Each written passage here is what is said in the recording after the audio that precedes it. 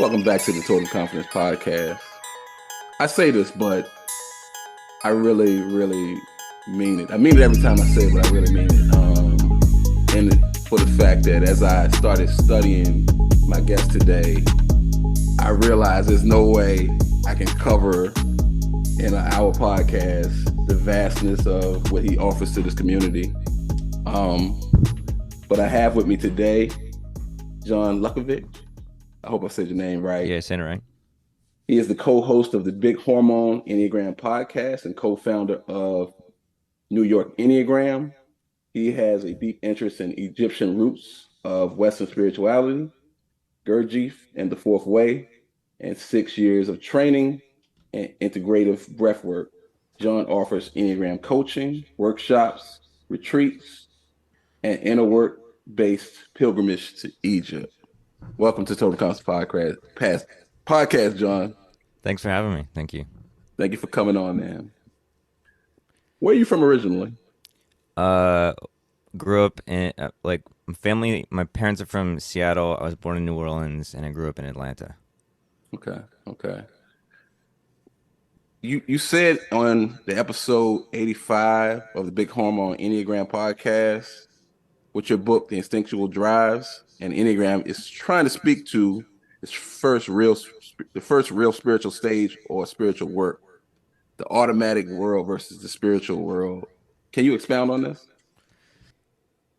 It's not this is not my original observation, but I'm drawing on other traditions that distinguish, the quality of attention and awareness that we have that is automatic, right? When we're talking about our personality operates without any real choice. So, we have a sort of a superficial sense of choice, but if I say something to you, generally speaking, whatever I say might create some automatic associations, and those automatic associations might trigger automatic emotions. They might trigger automatic, a whole cascade of automatic things happening one after another, and for the most part, we are trapped in those automatic associations. It's kind of Gurdjieff described human beings being machine-like, and that's the way he meant it. He probably meant it many other ways, but is that there's a certain stimuli produce certain pattern responses in us, and we call those pattern responses I. We say that we are having a response and that we're making choices. And, like I said, in a superficial way, we can say, oh man, this thing he said made me angry, and I'm going to either respond in a reactive way, or I'm going to somehow compose my words in a more thoughtful way. And that level of choice is very, doesn't require much extra than, having a little bit of maturity and a little bit of groundedness. But when it comes to the next world up from the automatic world, is the sensitive world. And, when we're working to be present, when we are making efforts to do inner work, what we're trying to do is cultivate a certain quantity, so to speak, of sensitivity. And I don't just mean sensitivity like our usual associations with the word, but there's a way in which, when we do inner work, if we're really able to drop in, we're more in touch with ourselves, we're more in touch with other people, and it's not just an experience of getting out of our own fog, but there's something of substance available to us. And so a lot of look, with my book, with the Instinctual Drives, what I wanted to lay out was what is automatic in us. And the instinctual drives, the whole personality is automatic, but that automaticity, it drives us because we are identified with the instinctual drives. And the instinctual drives are by default automatic. They're pre-programmed, so to speak, responses to help us achieve instinctual goals. And so when our consciousness is wedded to our instinctual drives, it means that our body, hearts, minds, and the totality of our consciousness is beholden to these automatic chains of associations. Does that make sense? Does. Yeah. So, and just I guess to go a little further with that, you describe personality as a psychological tool Mm-hmm. dealing with our instinctual needs, Mm-hmm. helping us to kind of navigate our instinctual needs. Mm-hmm. So, I never heard that described like that. Would you mind expounding on that? Yeah, I mean, so and I'll kind of back way up, but I was like, well, the Enneagram world needs a book on the instincts, and I had been involved in Enneagram for quite some time, and was like, I'll just knock this out, and then I'll get to like a real spiritual book. And it ended up being a multi like many year process doing research and whatever, and I wanted to get it clear on like what is the relationship between personality and instincts. Like, why are the instinctual drives tied into or related to the Enneagram? Is this just two separate systems and they just happen to be lobbed together? Like some people put MBTI and Enneagram together. Is that the kind of, Yeah. are they complementary? Are they um, related in a distinct and meaningful way? And that begged the question then of like, what is the personality? And once you get a sense of what the instincts are and what personality is, it's clear that, I mean, our instinctual drives, as I define them, are motivational drives to meet specific biological and emotional needs. And like a personality is, you know, there's a lot of ways you could define it, but basically it's a psychological apparatus um, that gives us a concept of ourselves and a concept of other people. Like I can hold, um, as we're speaking, I have like a rough sense of who John is and a rough sense of who Ahmed is. Is that how you're saying your name? Ahmed? Mod. Ahmad. Okay. Yeah. So I've like a rough way I can hold you as a person, and um and so yeah. So anyway, the reason that we have a personality at all is because we're organisms trying to meet our needs amongst many other organisms, that are very complex and have a lot of different. Like I need to um, have a model of your motives, what you're doing. I have to imagine a whole sense of you in order to really interact with you, Mhm. and I have to do the same for myself.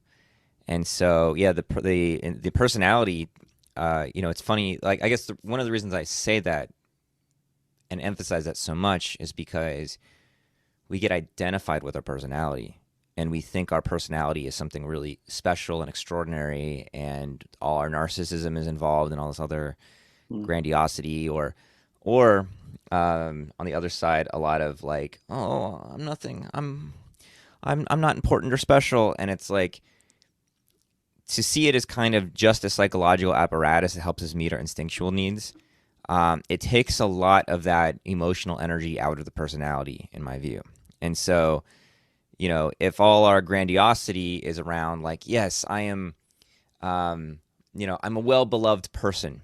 I'm so popular or so held in high esteem. It's like, well, who's that for? That's like that's for whether that's true or not. That's for us to kind of to continue motivating ourselves, and so that there's not like an inner collapse around a deficiency of our personality, which would mean an inability to go get our needs met in some way, right? So like, does that make sense what I'm saying Makes there? sense. Yeah. Okay. Yeah. Because I'm thinking like as a five, right? I'm a social five, and what I was thinking about is the way I navigate my instinct of fitting in is by making myself useful. Mm. So just what you're saying is like, okay, the personality is like, okay, well, let me learn something and be knowledgeable, but it's still trying to meet that need, that social need of fitting in and everything. So it makes perfect sense.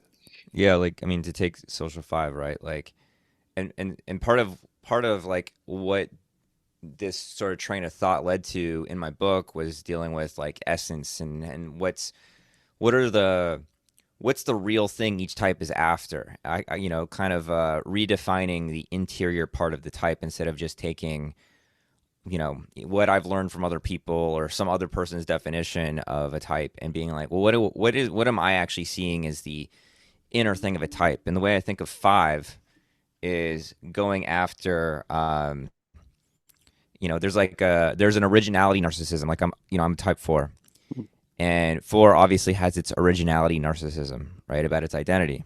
5 has that, I think, through the lens of the head center. And what I notice with fives is they're not generally curious about like everything. What they're interested in is very specific, and they're typically not interested in just knowing something really well, but they want to know everything about something so they can know what is not yet known about it, so they can extract an original insight from what is not yet known. And so when you apply that to the social instinct, five is a type that all that kind of that capacity to see something new and original comes hand in hand with five's sense of alienation, right? Like there's a way in which, unlike most other types, five is a rejection type, and what they're doing is they're rejecting. My friend Josh Levine uses the term exogenous, which I think is really good. They reject exogenous orientation, right? They're not interested in the way other people see things, except insofar as they can refine how they think about things. And so they're not looking at using other people's maps of things. They're trying to get their own original map and original way of seeing. But that leads to this sort of arm's length distance from other people and from themselves. That's sort of the classic schizoidish, five thing. And so anyway, then you have a social instinct. Like, I mean, how do you take that type that is rejecting exogenous orientation and trying to find original insight and pushing away from what other people see and believe to find their own original knowing and be connected to people? Have this, I desire intimacy, I desire connection. And, just for, I don't know, your listeners or whatever, like, I make a strong distinction between the sexual instinct and social instinct, which I think are largely mixed up in a lot of the mainstream Enneagram material. So what I mean by that is the drive for intimacy and connection and relationship is social. And in my view, the sexual instinct is the drive to put oneself ahead of sexual competition. It's the drive to be attractive and to attract. It's explicitly sexual. That's why it's called sexual. So you got a social instinct that wants to connect. And how do you do that when you're this super mental rejection type? It's through offering some kind of expertise. It's through offering orientation. And there's a bit of an ambivalence there because I want to be connected to people, I want to be with people, but people also overwhelm me and put demands on me. And five has this whole thing about how do I put it? Like part of what avarice is, and the whole five orientation is like I can't fully be like that. I can't be fully human for you. I can here's the like kind of limited conditions in which I can show up. That sort of how do I put it? Like there's a there's a limited range in which a five like gives you through which they can engage, Yep. right? And they're like, I'm going to cut off otherwise. Yep. So there's this ambivalence about how I'm connected to people, how I'm social, how I'm involved in people, and I'm not all the way in. And Yep. so I have this kind of way I'm trying to offer orientation to other people. And so I think that whole kind of there's a whole train or chain of what's happening in the personality that goes from this essential insight or this thing that really feels like what I'm seeking, this original orientation that's totally my own, and how it gets plugged into the instinctual drive, and how that's where the personality comes from, is that clash between that kind of essential need and how I get that need met in the amongst of having a human body with human needs and human drives and et cetera, et cetera. Does that make sense? That makes sense. It describes me perfectly. I have this narrow funnel. Yeah. It start off like this wide range, but like it's a narrow funnel of how I connect to people. That's the picture that came in my head, Right. and again, it's not fully there. And I have to really make myself take an interest in people. I can kind of check out if it's not what I'm interested in. So Totally. that's perfect. You talked about it in your book, in the introduction, the trip that you took in North Georgia, the Oh, right. whitewater Yeah, yeah. canoeing trip, and how your new acquaintance, Mary Cloud, told you were a four Yeah. in this bodily experience. And that's their way of being introduced to the Enneagram. Can you describe to me like what resonated in that conversation with you that gave you that experience and then put you on this journey that you're on? Yeah, so that was my friends Colleen Comboy and Mary Cloud, and Mary Cloud's dad had actually been friends with Don Riso, and when they were in the Jesuits together, when he was writing personality types. So Bob Ficus, he's in the credits of personality types. So they her and her family had grown up just since she was a baby, just Enneagram was just part of their day to day, and so yeah, I'm on this. I'm in high school. I'm on this like outdoor ed class. It's this canoe trip's all like rained out. We're just in these wet, nasty tents, and yeah. Mary says, "John, you're a four," and starts describing it. And part of being a four is believing and insisting that you are original and unique and nothing is like you and whatever. And she was describing, and I know there's always that like what's it called, the Forer effect or something, or Barnum effect. I can't remember, but it's like where you can project very easily that a very generic personality description fits you.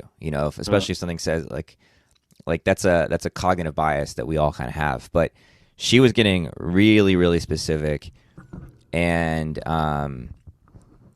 I knew there was something to it because yeah, it's like my I kind of felt like sick to my stomach, because if I'm a four and all these things that I thought were original and just unique about me, personal about, was just a personality type. It's kind of horrifying to know that there must be millions, if not hundreds of millions, of people with the same type. yeah, yeah, And I mean, very quickly that was like, it's kind of funny to learn about your type, but it's also disgusting. And so, um, yeah, I had to. I was then it got me into this thing of like, well, what like if somebody could just describe a personality type and I fit it really well, right? It's like a mass produced like Walmart trinket piece of shit thing. You know what I'm saying? Like yeah, something you could just yeah, take off the counter and put on, and it's just like mass yeah, produced. yeah. And it's horrifying. There's nothing personal about the thing that you thought was personal. And so it made me very interested in what was me, what was John, that wasn't just a personality structure. And how do I learn about what I am, and how do I really see this pattern that like if you were a four also, it'd be like we're wearing the same clothes. We're wearing the same inner structure or something. Mm, And like as somebody that is it as by I mean even that investment in originality is a type thing. You know what I'm saying? It's like just being so like being like, oh my god, even that preoccupation is not original. Like yeah, my I'm obsessed with this sort of originality and individuality, and even that obsession is a byproduct of a type. And like that's pretty horrifying to feel that kind of level of um, my own needs and desires and wishes are purely born out of a very generic structure. So then I got interested in how do I encounter something that is not just my structure? yeah. I had a picture of just like somebody making their own clothes, and they spend all this time making this original outfit, and then you go and somebody got the same outfit on. It's like how? you It's know. yeah, it's like you can imagine like you're in like a cubicle or a box or something, and you're like yeah, like making your own clothes, and you like finish and you put on the clothes, and then it's like you like raise yourself out of the box, and it's like one of those sci-fi things where it's like in all directions are boxes, and everybody's just stood up at the same time wearing the same shit, and it's like the Matrix, you know what I mean? It's like it's horrifying, and so you know when people, I mean, as you probably know, like especially with when people think they're a four, they get very like I'm a four, you know, like kind of prideful about it. And, you Yeah. know, I think mistyping is a big issue within the Enneagram. But regardless, like, I'm like, anybody kind of like the pride in one's type is so misplaced, you know, because it's just so. It's the what is it, QR code, or the what are those fucking what is this called? I forgot what they're called. The Or like barcode. the barcode. Barcode. Yeah, Yeah, yeah. It's yeah. just like your barcode. It's just horrifying. So anyway. Yeah, I noticed that a lot in the five group. It's like the things we hold as a badge of honor, some of the negative things is it makes us better. Like, no, we should work. We're social creatures, so being antisocial is has its limitations. So yeah, it's a lot of that. Yeah, it's like we didn't choose or sign up for anything in our personality. It's all default. And so it's like, you know, there's nothing there to have, you know, you didn't make anything your own, you Yeah, know, when you get a personality. And like when you, yeah. I mean, that's the whole spiritual journey in a certain way, is recognizing that like everything you thought was yours, you don't quote unquote own, right? It's all like just a default program. And so then how do you find something that's actually your own? Now this is going to seem like a very elementary question, but Gurdjieff, who is Gurdjieff to you personally, and what does he represent as far as to the importance of him in this work? No, I mean, I feel like the elementary questions are not really asked enough and understood enough and explored enough for each individual. Like, I feel like, you know, I mean, I know I'm not directly answering your question at this moment, but the things that people feel like are just solid and well established and well known about the Enneagram are actually the very things that need to be like questioned and turned over and re-examined. Like I'll plug him again, and you should talk to on this podcast my friend Josh Levine. We founded the Enneagram School together, but he's got a whole thing on object relations that I think is just like very elegant and beautiful and really gets to the heart of the types. And you know, he did that because we've been working with object relations for a while, and there was like something not quite clicking with him as he's a three, and he was like, this thing of object relations is really powerful and potent, but it's still not quite. There's something still not resonating about why I need so much attention as a three. And then Mhm. he looked at it again, and it was just you know came up with something really brilliant. So I feel like the basic questions are like the ones to always that need. I mean, that's what are the instincts was mine. I was like, I was like, there's something really not fitting with how instincts are being defined out there. You know, I had to find it myself. So Yeah, and it was uh, kind of glossed. It's not one of those things. And I was saying to you before you came on, like I could do probably a 4 hour interview with you and not even scratch the surface on the yeah, things that are in this book, right? So I just, as I was preparing, I was like, you know what? Let's just get to what we can get to because it's so much that's kind of glossed over and kind of just like boiled down and oversimplified, absolutely, like you said. And so even with Gurdjieff, absolutely. um, he should be more than just a footnote, you know. Oh, absolutely, absolutely. Yeah, I don't. You know, I don't think Gurdjieff is for everybody, and um, you know, I don't think. I think everybody who is serious about the Enneagram really ought to familiarize themselves with Gurdjieff. But a lot of Enneagram teachers kind of uh, posture themselves as quasi Gurdjieff teachers, and I don't think that's I don't think that's useful, and I think it kind of waters down both when it's not like a real serious discipline. But yeah, nonetheless, like so, you know, Gurdjieff. was a Greek Armenian. Do you want me to go in like who is Gurdjieff and then what is he to me, or is he kind of just familiar with? Sure, sure. However Okay, you want to answer that question. yeah, I mean Gurdjieff was a Greek Armenian uh, spiritual teacher, mystic who he grew up along the Silk Road around. Date of birth is a little up in the air, but it's maybe like 1866 approximately.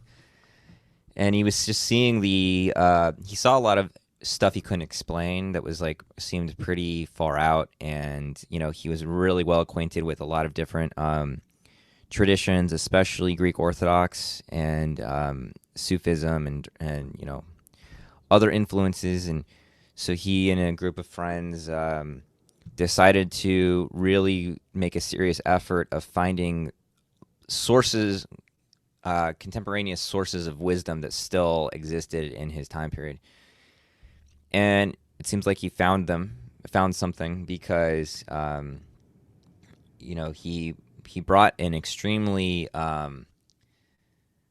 comprehensive, beautiful, dynamic, complex, and very thorough um, teaching and sensibility about inner work and practices. He's often known for his the intellectual contributions that he about inner work, but his movements and his what are called transformed contemplation exercises are extremely potent and really meaningful. So I've been in a Gurdjieff group in the J.G. Bennett lineage for like 7 or 8 years or something. And so Gurdjieff for me, Gurdjieff the human was very flawed. He's type 8. We had a lot of different kids from different women and whatever. And he was known as he experimented with a lot of ways of trying to wake himself and other people up. Sometimes they were sometimes they were aggressive, sometimes they were kind of mean, sometimes they were just shocking, sometimes they were overly arduous. But nonetheless, he represents somebody who is very, very serious about inner life and serious about inner life in a way that was not about becoming an influencer or being known as some kind of inner work guy. Despite having students, he and trying to attract students, like he also was not he was not um, trying to be this like mass appealing person. He was really about how to what does it mean to work on oneself in the conditions of ordinary life, and he really took that task seriously. And so he left um, it's not a one size fits all, and nor is it a linear thing of like this is what you do. Um, but he left a lot of wisdom, and he called his work esoteric Christianity. Mm, And what I understand by that is, he said he's continuing the Christianity that existed before Christ. mm, And the idea is that there is like a kind of an inner tradition that has morphed and changed its outer form, but the core principles, the core orientation, sensibility, um, is quite ancient, and it's just a lot of different guises. And a lot of people attribute Sufism to Gurdjieff, and no doubt he was influenced by the Sufis, but he was really influenced by the Eastern Orthodox tradition of Mount Athos in Greece, and potentially what he called the Sarmuni Brotherhood, of an undisclosed tradition, and supposedly where he got the Enneagram symbol from. But he didn't, he never taught the Enneagram as a personality system, and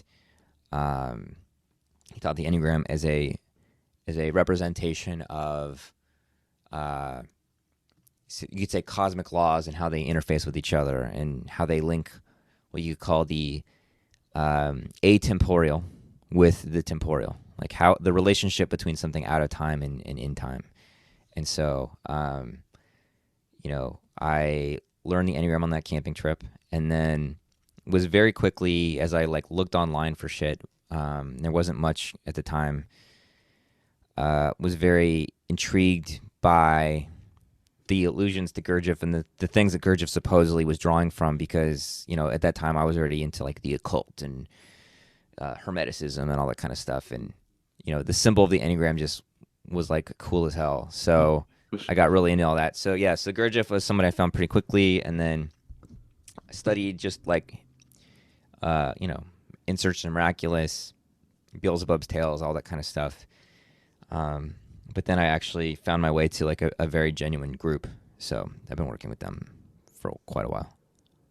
Awesome. And the reason I asked that is because you also said in your intro to the book, um, in words you said, without contact with the background and an inner work practice, the Enneagram of personality can't amount to much.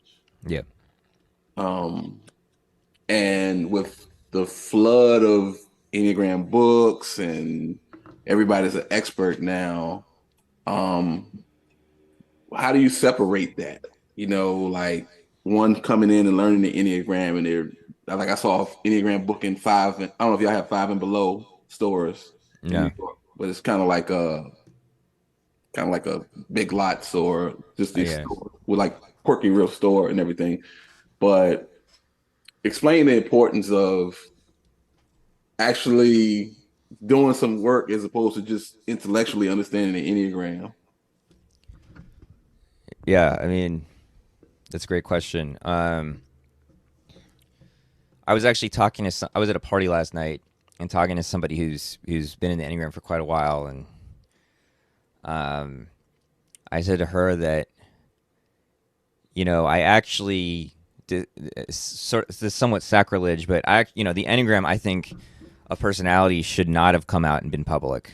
Even though I have built so much of my life around it and I love it, I feel like it's having been made public and well distributed was like an inevitable way that it, you know, to use a Gurdjieffian kind of sensibility, he talks about process and how, for a process or a thing to develop, it requires the input of energy at specific times, a renewal of intention that guides the impulse toward its intended aim. And if it doesn't have those shocks, then that impulse ends up turning against itself or atrophying, however you say that word,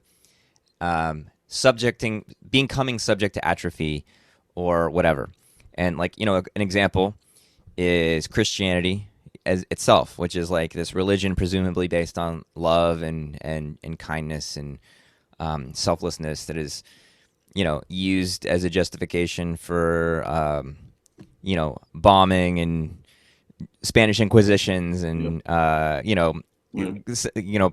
persecuting people and whatever. So it's like, it becomes its own opposite. And Yeah. so, not saying the Enneagram is used in that way, but as a tool, it is largely used, in my opinion, as a way to assume self knowledge that actually blocks the pursuit of self knowledge, Mm, right? Like, mm, oh, I'm a 4, and that means this and this and this, but I haven't really investigated it for myself in an inner way. Um, Ouspensky, who wrote In Search of the Miraculous, says that the greatest obstacle to self remembering is believing that we already are. And mm. so, a lot of the way the Enneagram is held and understood, and this is just human nature, but is in such a way that it seems to present self knowledge, but actually blocks it because we think we get it. Yeah. And Yeah. so, and so how do you just like? So I feel like I don't think teachers should be teaching Gurdjieff stuff to their Enneagram audiences.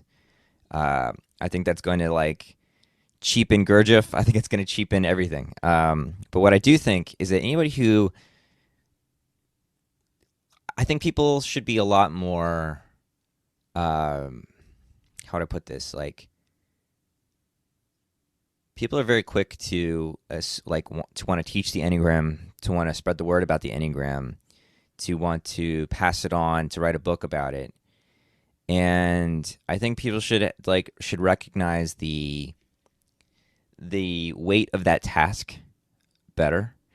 Um, that it is something to really to take very seriously, and to really deeply feel into um, yeah, what it means to convey the Enneagram, and to make sure like that you really understand it, like not just, oh, I can identify such and such as a type, or I can describe it, but there's a certain um, how do I put this?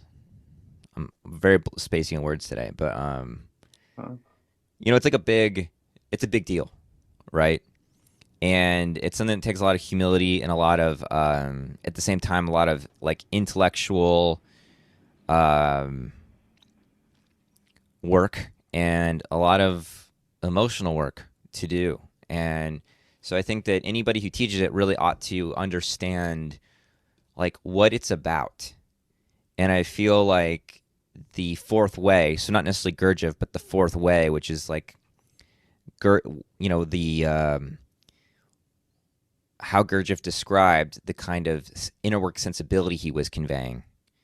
I think the fourth way is necessary for the Enneagram. The fourth way is, how do I work on all three centers, body, heart, and mind, in the conditions of ordinary life? And I think that there's a lot of not a lot, but there's a fair amount of gesturing toward the value of that, but not really taking on what that means with the Enneagram, and how to really transmit that. Uh, it's often learn about your type and get better, and it's very kind of professional. There's like a yeah, yeah, certain kind of professional, like white culture kind of self improvement, self help thing. yeah. And I think Enneagram is deeper than that. It's not just this like seminar thing to just do a TED talk about. I appreciate you saying that because, yeah, I hear people say the work. Yeah, just do the work. Make sure you're Totally. doing the work. But I'm not clear on I mean, I have an overall view of that, but it's kind of oversimplified. Like, what is the work? Exactly. You know, um, misunderstandings often, we talked about this earlier, come. And I love how you said about the elementary things, the importance of elementary things, because sometimes it's um, for example, and you talked about instinct. Like, do we really know what instinct is? And you go into your Right. book and you define instinct. What is instinct? Before we can even have a discussion about instinctual drives, what is instinct? Right. Right. Are you asking me? Yeah, That's a great question. Yeah, I mean, that was what I wanted to know. I was like, why do we pair these things that we're calling either instincts or subtypes or variants to the Enneagram? And does anything outside of the Enneagram address them or speak to them? Are they like completely novel modifiers of Enneagram type? And like, if so, like how would that be possible? Like I feel um, like I don't, like Don Riso, for example, combined different distinctions Catherine Horney made in the Hornevian triads, right? And he yeah, was like, and there's the object relations. There's things that are, even if they have to be adapted, modified, or changed, they're still sort of gesturing to things that are we find as quote unquote realities within the Enneagram personality. And so with instinct, it was like, all right, instinct is biology. Instinct is like whatever. So I did a lot of research outside of the Enneagram into biology, and I am not a biologist. I'm not any by any means, but just doing my best shot or whatever. Um, but I was interested both from a biological point of view, what is instinct, as well as from an inner work point of view, meaning how is this thing related to my attention? And so, kind of coming at it from an inner angle and an outer angle as best I could. And I think the instincts are motivational drives to meet specific biological and emotional needs. And in the book, I define like what those needs are, and that each instinct, like it comes into being through a distinct developmental process, right? Like when we're born, all of our ways of taking care of ourselves are outsourced to our parents.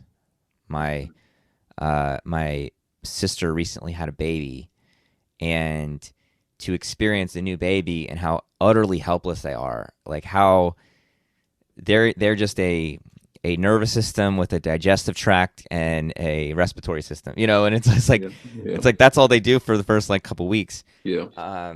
It's astonishing. And so, gradually over time, you're this basically this wide open nervous system, and you start accumulating over time, you're subject to different sensations, right?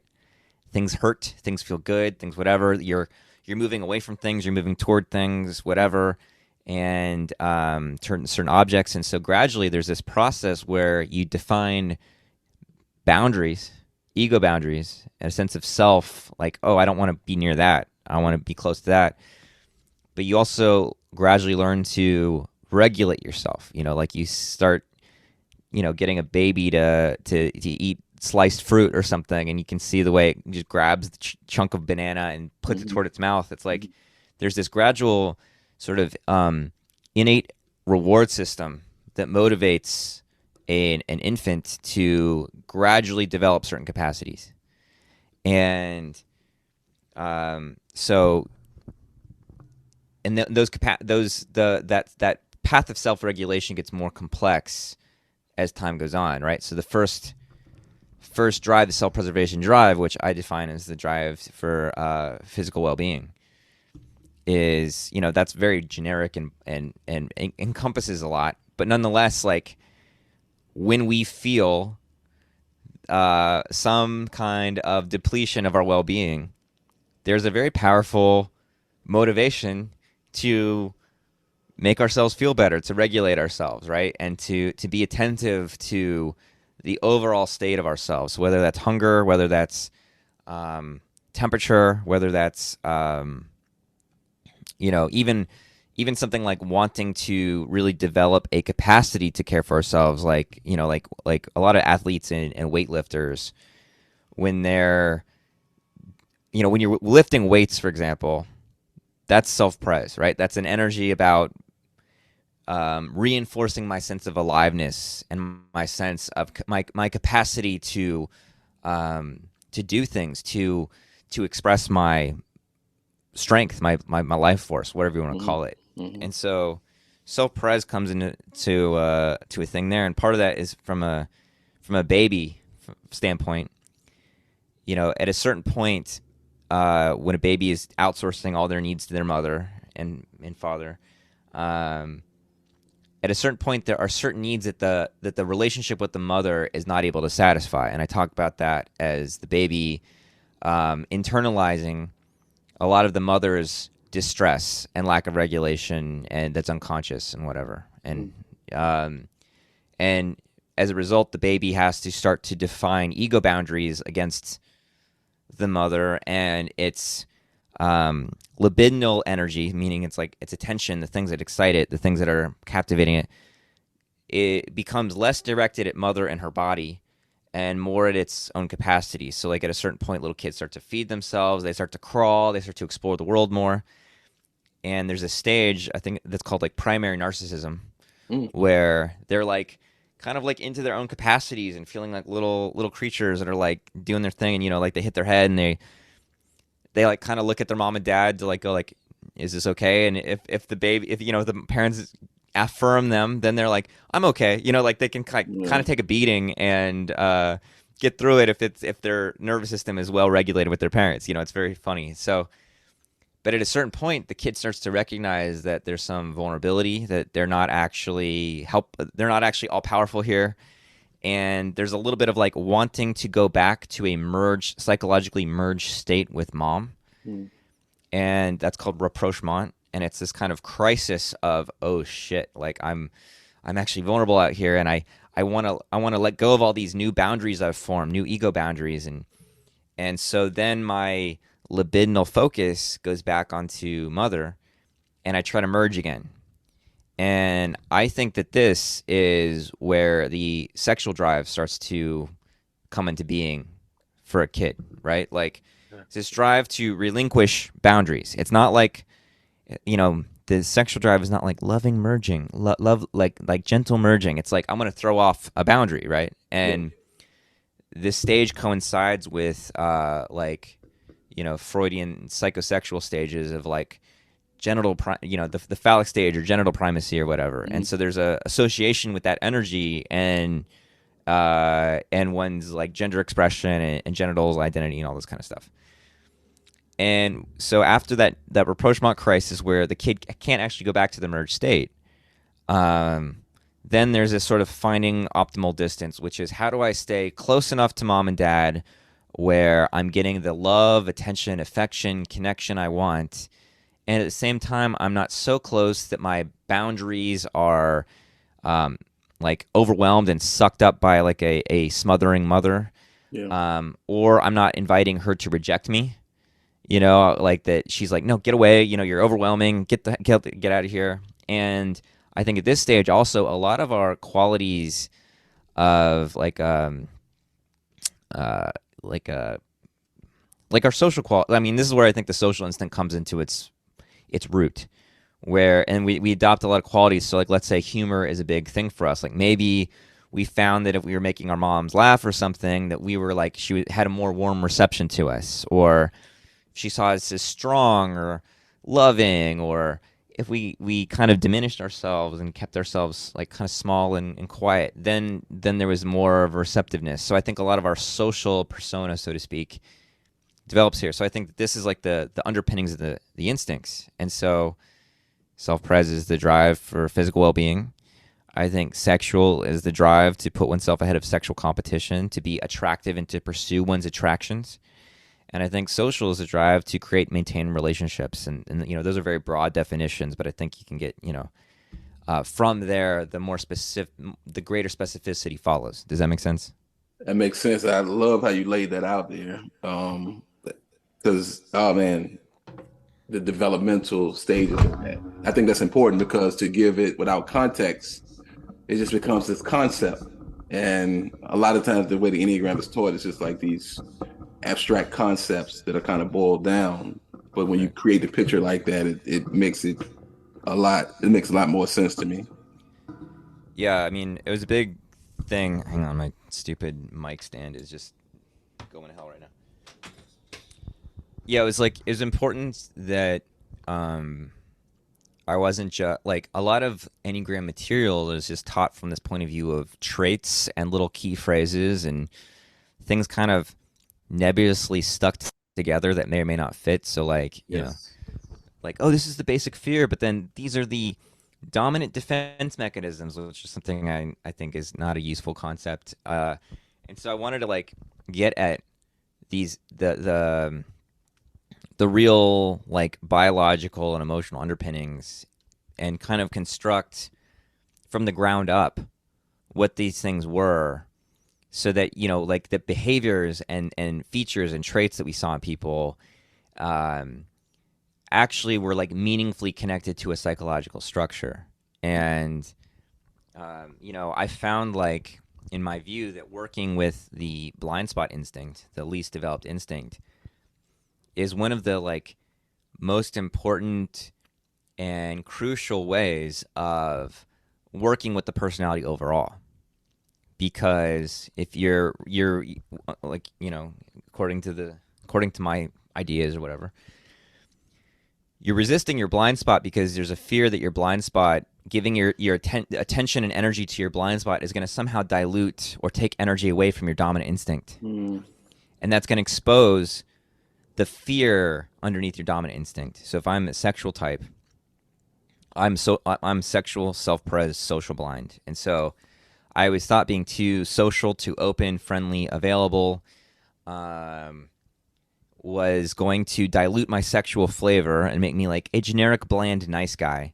mm, And and so if so, that would um, evoke the fears of being unattractive, of being unwanted, of being undesirable, and working with those fears, it was what starts to relax the whole personality structure, starts to relax the passion, right? Because the passion, in this case, envy for four, this sense of like chronic frustration and disappointment, because I'm trying to be a very specific sexual flavor that's like very interesting and distinct, and like the special person is going to want my special unique flavor that's not like anybody else, and I got to like really amp up the like comically amp up the specific flavor that I'm representing that's going to attract that special person.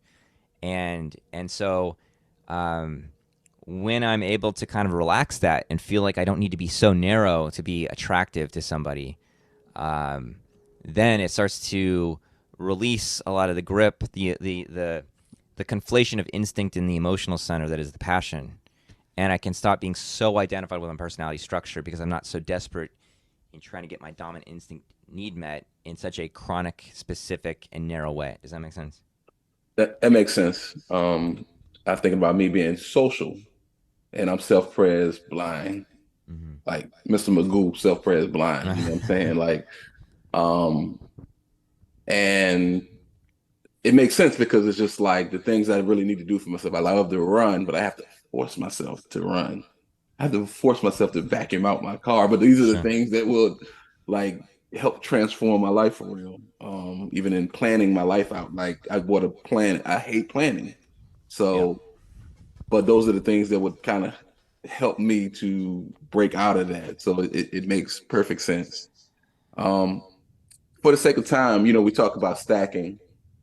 And well, you kind of answered that, by the because I was gonna say like I'm social, sexual, and self-pres. Well, we'll just do a basic overview of stacking, even though you kind of covered it. But what is stacking, and what does that mean to be, these orders of these instincts? Yeah. So I'm not totally certain on this, but I think like Ichazo is the one who combined instinctual drives with the Enneagram in the first place. And his definitions of the instincts kind of like changed, and sometimes they're a little kooky and quirky, and I don't always know what he was drawing from. I feel like I read somewhere that he claimed he was drawing on distinctions made in Sufi psychology for the instinctual drives, which I believe, and I'm so certain I read that somewhere, but I'm trying to find the resource where this interview was or whatever. But No? um, because in the major traditions of like spiritual traditions, like fasting and asceticism, celibacy, and solitude are like major practices that are often practiced by whatever kind of like clergy or whatever of these traditions, because they're meant to work against identification with instincts, right? They're like long-standing like um, things people worked against for a long time in these different traditions. Um, so anyway, I don't know if Ichazo had this idea of stacking, but I believe Catherine Favre claims that the sense of a priority of the instincts is her idea, and I'm not really sure where that comes from, but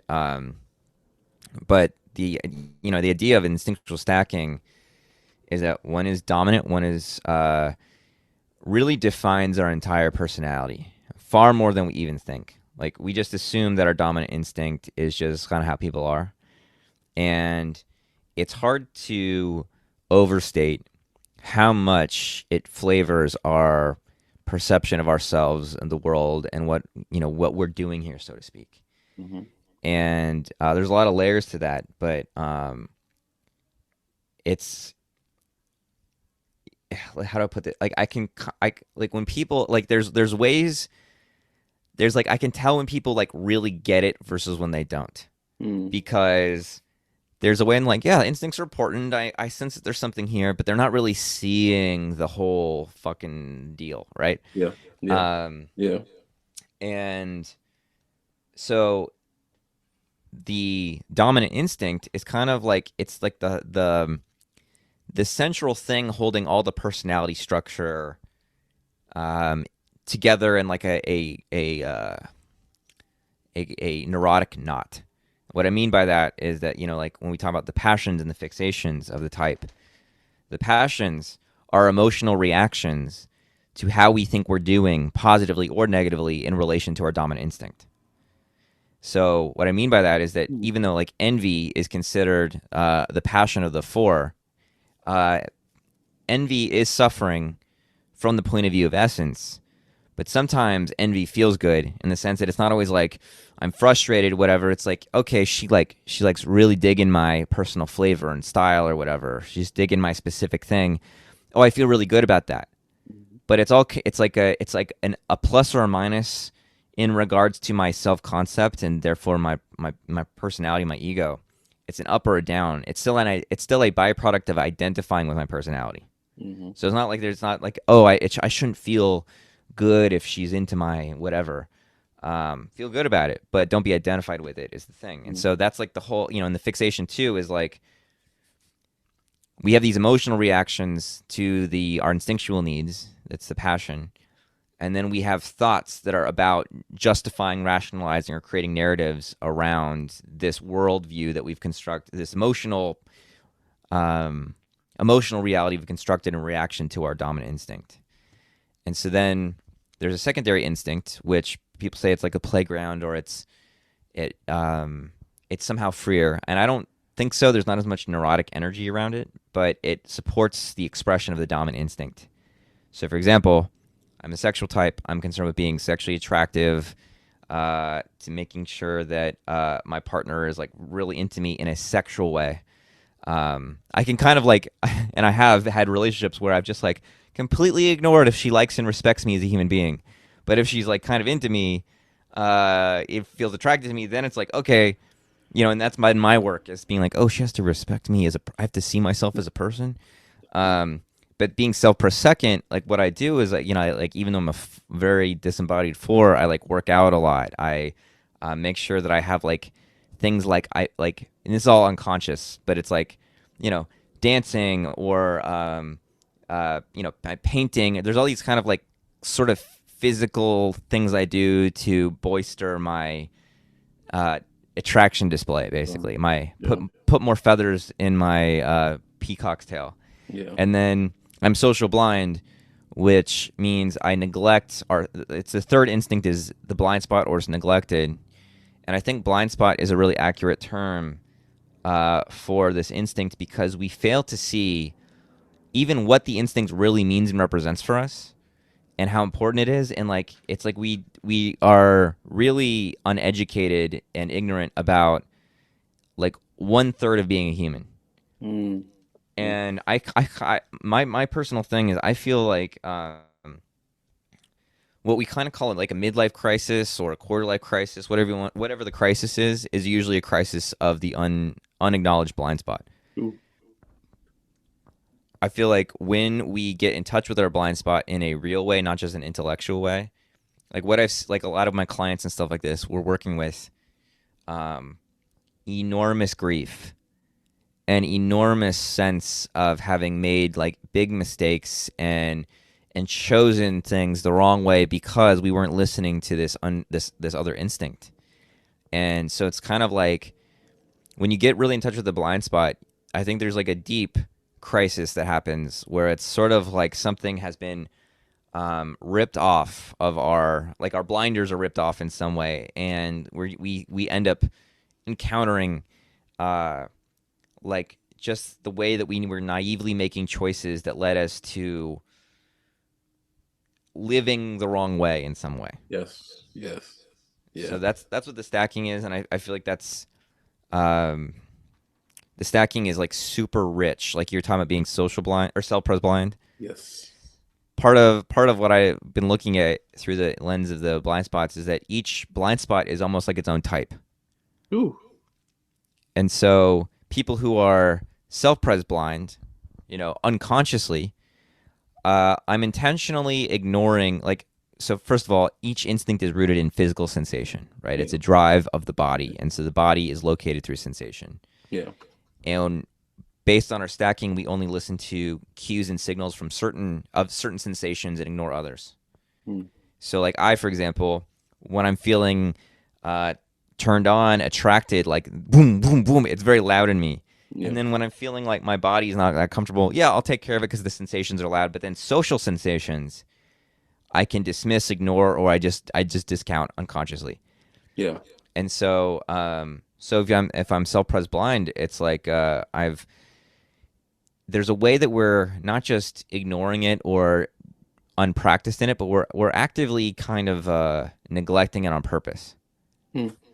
And part of what's going on in a self-pres blind is, if we go back to that infant thing, the the reason we get serious about ourself taking care of our own needs as an infant is because we're like, hey, mom and dad's not doing it for me. I got to take care of myself. So there's some way that unconsciously a self-pres blind person is still like, sexual and social instincts are both instincts whose object is other people. Hmm. Whereas self-pres, the object is the things that will regulate me. And so by ignoring my self-pres instinct, I'm keeping my attention open to others. Yeah. And unconsciously, it's like kind of like keeping my attention open to mom and dad that are projected onto everybody else. Ooh. And I'm kind of like I'm kind of outsourcing my own adultness and my own, I'm still being kind of like a child that's hoping to dazzle and entertain somebody who will come in and regulate me, whether they're Yes. attracted to me or they're charmed by me. It's like somehow I'm I'm neglecting to really take a certain direction for myself. And because that would, to work on my self-pres blind spot would be to individuate from this sort of psychological soup that keeps me internally related to the object of, my parents or whatever. Does that make sense? That landed like really well. I'm like, yeah, that makes perfect sense. And yeah, oh my God, yeah, yeah. As we come to a close, man, and again, like I, we couldn't even scratch the surface, but you gave so much each answer, and I'm glad you took time to really give these rich answers. Let's talk about the Big Hormone podcast. What led to the founding of that? And I read some of the reviews on there, very polarizing Yeah. Yeah. podcast, man. What led to the founding of it? And why do you think I don't know, people use the word controversial or whatever because we're so damn socialized to be politically correct. I don't want to use the word controversial, but why it's so polarizing? Yeah. Appreciate you asking about this. Yeah, so our podcast is called the Big Hormone Enneagram, and part of that stems from all of us were in like a Enneagram like messenger chat for a while that we called Big Hormone Energy, right? And it was the name is kind of intentionally obscure and weird, but it's kind of like there was this big dick energy, but it was like meant to be all inclusive, just like vibrant sexual energy, right? Yeah. And it was very like this chat was like very flirty, but also very sincere. So anyway, I've been friends with David Gray since like right after that experience with Mary Cloud and Colleen Conboy, who told me my type. I went online to find what I could, and I was immediately hooked by David, who's a type 9, whose way of he's got a really metaphorical way of articulating and speaking and sharing and thinking. And I was like, I grew up in Atlanta, and Atlanta I experienced very much as like a giant mall. Like the whole city is like a giant mall, and it's like there's very little like underground kind of like esoteric stuff. And so I immediately like hit up David and was like, "Hey man, way you're speaking about stuff like really speaks to me." And David was like, "What's your address?" And David's a little older than me, and I just gave him my address to a stranger on the internet, and he sent me tons of books. Mm. And before that, I like didn't really read very much because I couldn't find anything I was really drawn to, and so it was like all this rich psychological shit that I've never stopped reading since, and that was like in high school. And so Dave and I have been friends for a long time. We meet at the Enneagram conferences and stuff like this. And eventually, Emeka Korofor started just hitting us up online. And Emeka is type 8. He's really great, very funny, and has a really brilliant way of like distilling, being an 8, he can take real abstract shit and just like nail it in this very succinct, almost like body transmission way. Hmm. Hmm. And also, he's just like a very, he's a very real person. And he's kind of, he and David are both real like voices that aren't really out there. Like it's very, the Enneagram has got this very self help professional thing. Yeah. And sometimes I think that can stand in the way um, of sometimes the kind of messy material that the Enneagram is really dealing with, like all of our flaws, all of our weirdness, all of our nonsense, all of our shadow. And I think you need a lot of humor for that, and I think you need a lot of understanding, and you need also people who are pretty comfortable with their own shadow. Yeah. And so I was friends with them, and we'd see each other at conferences, and we'd have just like incredible conversations, like constantly.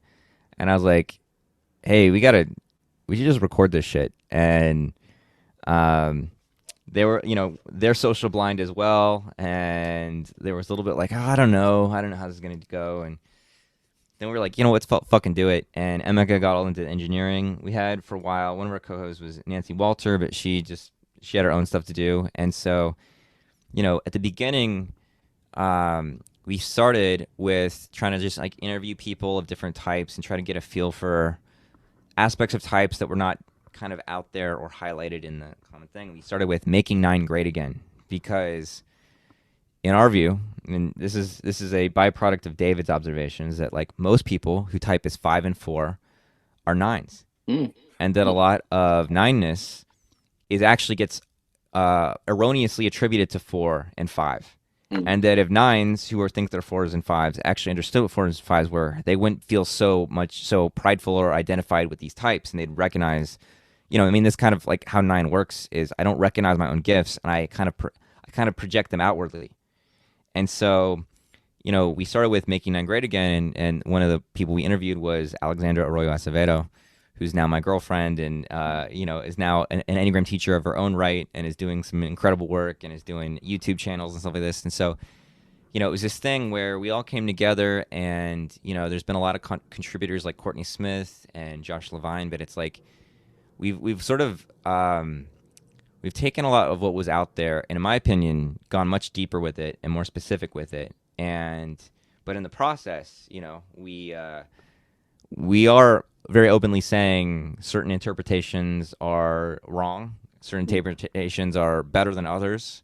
Um, some people take that as like a deeply insulting thing, but I come from a philosophy background, and you're the whole, debating ideas, finding flaws, finding where something doesn't work, and trying to present something better is like the name of the game. Yeah. And I feel like the Enneagram world really suffers from like really watered down definitions, a lot of vagueness. A lot of people are like very obviously mistyped. Like how many teachers think that they're sexual types, but they're like there's no sexuality Yeah. in their thing. Yeah. How many, et cetera. So it goes on and on. And like, I mean, I think a lot of, it's not to be like a witch hunt, who's typed right, who's not mistyped. It's just a matter that there's something not quite fitting. And so Big Hormone became a way for us to kind of articulate our sensibility around the Enneagram and our approach to it, and making primary things like accuracy, and making primary like clear articulation of what it means and how it works. Other people do like how to be sensitive and holding with other people, and how to, coaching or whatever. We bring inner work in. And I think there's a lot of compassion, understanding, and I feel like we get a reputation for like shitting on types 9, 3, and 6, but I feel like a major theme of our podcast is actually what these types are about and how significant they are Yeah. and how they work. And so, yeah, we've been going for like 3 or 4 years, and we also have like in person like meetups just with the podcast crew and friends, and it's just been such a rich, deep exploration. Sometimes we've overstepped things and been a little rude and whatever, and it's like it's not perfect, but man, I love our stupid little podcast. And so yeah, people get really triggered by it. Uh, my experience is like, let's see. First of all, I want to check in if I'm talking too much or if I'm all right. So I'll say like with the Enneagram, I think that in our world, in our culture or whatever, the sense of feeling like the sense of feeling unseen is so prevalent. Like people are not really seen, right? And people don't give each other much seeing. People kind of feel very used or taken for granted, and I think that like uh, parents are probably doing the best they can, but if they weren't seen by their parents, then they can't really see their children, and Yeah. it just gets passed on. And how rare is it, even by the people you love, to feel really seen? And so I think that the Enneagram, when people come upon it, will often infuse the Enneagram with this sense of this is a way I can feel seen. This is like Wow. a proxy for being seen. So, Yeah. if I tell you, oh, I'm a four, oh, but a four is sensitive and a four is this and creative, like then, my personality hopes that you'll attribute sensitivity and creativity to me. Yeah. Yeah. And, Yeah. oh, I'm an eight. Oh, this person is strong and whatever, Yeah. I'm a Um, five. I'm smart and deep and all that shit. Yeah. exactly. And I feel like that conflation is one of the biggest pitfalls within the Enneagram, right? Mhm. I feel like there's a lot of teachers that kind of take that, when somebody presents the Enneagram in a really well done way, it's really easy to go, wow, this teacher is really seeing me, and they attribute all kinds of meaning to that person. It's like you can inflate Uh, really easily, and yeah. I'm worried about the day that like cult leaders will get a hold of the Enneagram. You know what I'm saying? Whew. Yeah. Yeah, or like all those like AI programs that like Amazon that will sell you stuff in a more efficient way or whatever. But anyway, that's a tangent. But yeah. So anyway, so a lot of what I think that our podcast has done is we are challenging a lot of ideas, and maybe we're wrong about them for sure. I mean, whatever. But in so doing, I think it can wound people's sense of feeling seen, or the ways they have used the Enneagram as a proxy for feeling seen. Gotcha. Yeah. And maybe that's a way of I'm just like deflecting criticisms onto this idea, but people's working with people individually, but also like through this medium of the podcast, the kinds of emotional reactions, the things people respond to, like I mean, like I'll find online people talking about us as like evil, like as like intentionally being like just like attributing all kinds of strange motivations to us that are like outsized. And to me that speaks to um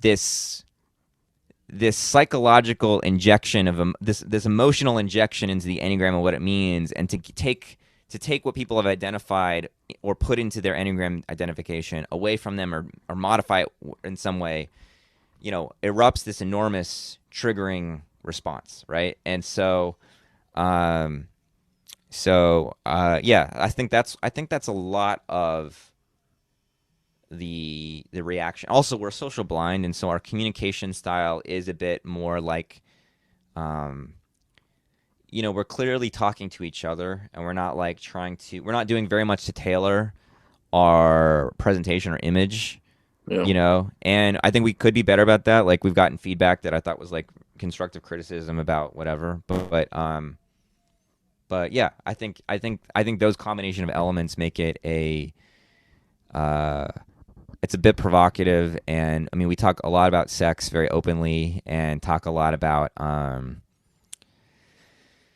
like we just recently had a couple of roast episodes where we roasted each of this like the blind spots, right? Like what it's and we went pretty hard in some ways and got a lot of emotional reactions. So it's like we're kind of wading in very charged psychological territory, and sometimes being a bit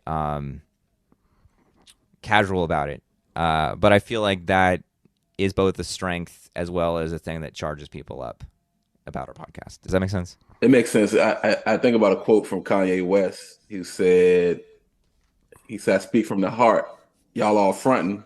Everybody feels some way about K, but at least you feel something."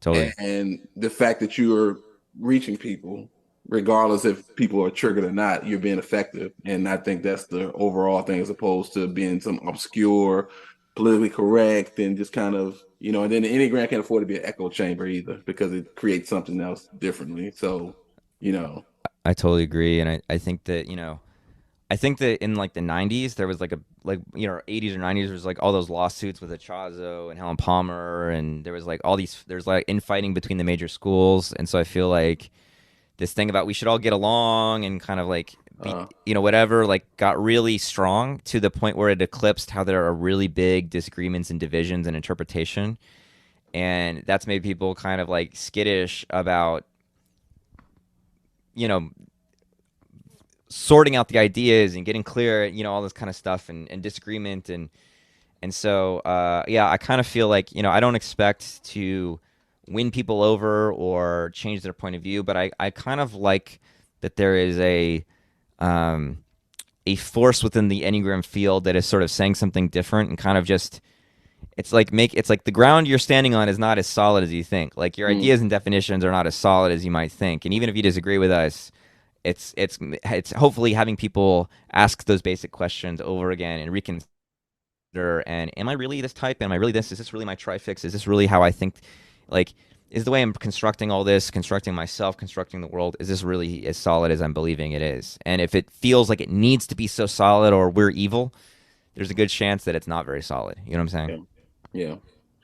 I appreciate it, man. And I'll say this as we close. The first time I heard of you it was something negative. saying?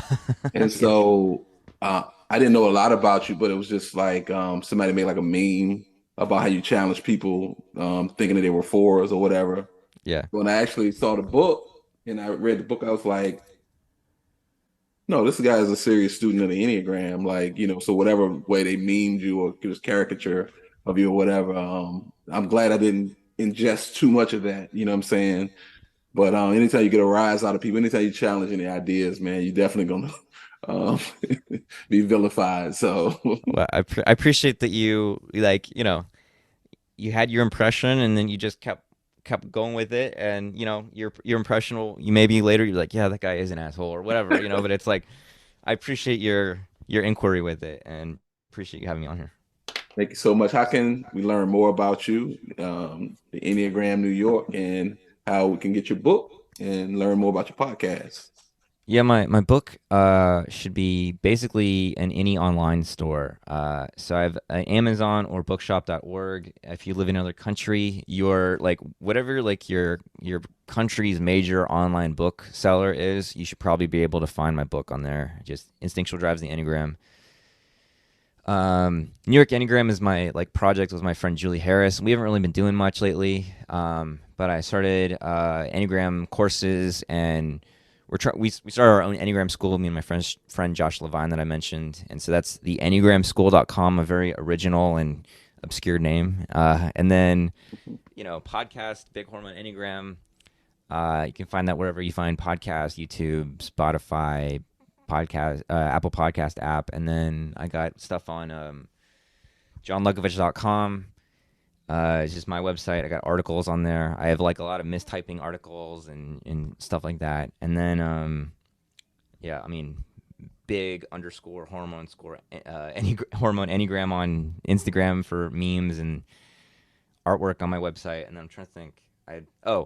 Yeah, and I'm working on. We'll see how it goes, but I'm working on like just like I know there's a million basic enneagram books, and I'm like, well, I'm just gonna do my own because as much as I respect other books out there, when people are like, where do I start with the Enneagram? I'm always like, well, this one's great, but I have X, Y, and Z things I would change about it. And so I was like, why don't I just do my own? So I don't know when that's gonna come out or anything like that, but that's the next thing I'm working on. It's just like a basic Enneagram thing that's like how I see it.